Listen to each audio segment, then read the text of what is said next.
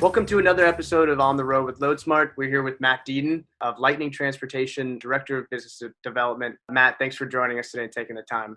Thank you for having me. It's good to be here. To dive right in, do you want to tell us a little bit about Lightning Trans? We are a drayage service provider all over the East Coast. I work with our operations teams, sales, business development, and working directly with our customers. We've been in business since about 1987, and we started with one terminal in Baltimore, and we're up to about 8 terminals now, all the major ports and rails.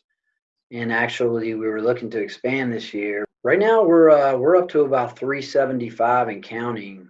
With the shift in volumes recently coming out of COVID-19, we've got a nice, strong pipeline of drivers that we're trying to rapidly increase that count as we speak to meet the demand and the recent shift in volumes. Do you want to tell us a little bit about what your main challenges were in the beginning of the year, and then when the East Coast essentially shut down and a lot of the ports did, what those goals and challenges transitioned to? Coming out of Chinese New Year's, right at the end of February, start of March, is California went into shutdown mode, New York followed, and then state by state just started dropping. Usually it's a slowdown during that Chinese New Year, and then it progresses to start picking back up. Volumes start really shifting and increasing rapidly. But this year, we didn't have that. When things started opening back up, it was a slow progression. Things started increasing a little bit. And now, as far as the East Coast markets that we're involved with,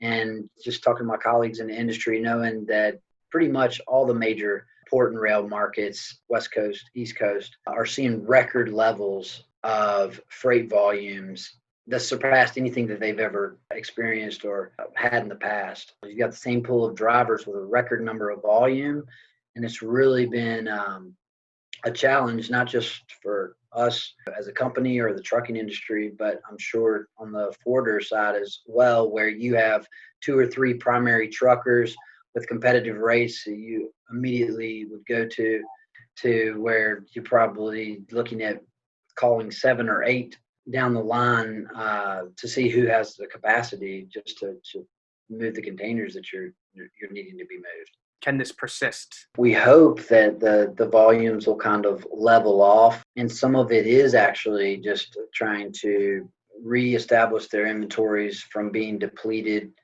But at the same time, as far as the driver capacity and the driver pool, that people getting into trucking, it's not what it used to be, where your son, father, or brother, sister, what have you, family lineage and background in the trucking industry. That's not to say that it's not going to be okay, but the rules and regulations, I think, getting into trucking, I had a conversation today with one of my colleagues. There is a drug and alcohol clearinghouse that's been established this year. And they said maybe 20% of the drivers that were available have been basically like kicked out of the pool of what was the driver pool last year. So we're already kind of on our back foot as an industry, to be able to meet the service demands right now. Do you see there being some sort of shift in the industry, whether it's embracing new technologies or just reanalyzing the way that the supply chain has operated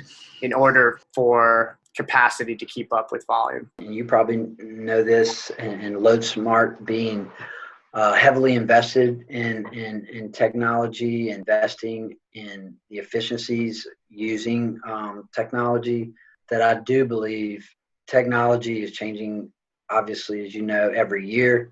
With that comes transparency and visibility, and I think that the entire industry is moving more towards that, and customers are trying to demand that expectation more. I mean, we worked with your team, Project 44, have been working implementation on. I think that's going to be a huge resource for LoadSmart and for Lightning as far as transparency. And I do think that the technology will hopefully help being able to not have these surges in volumes and being able to have more of a balance than imbalance.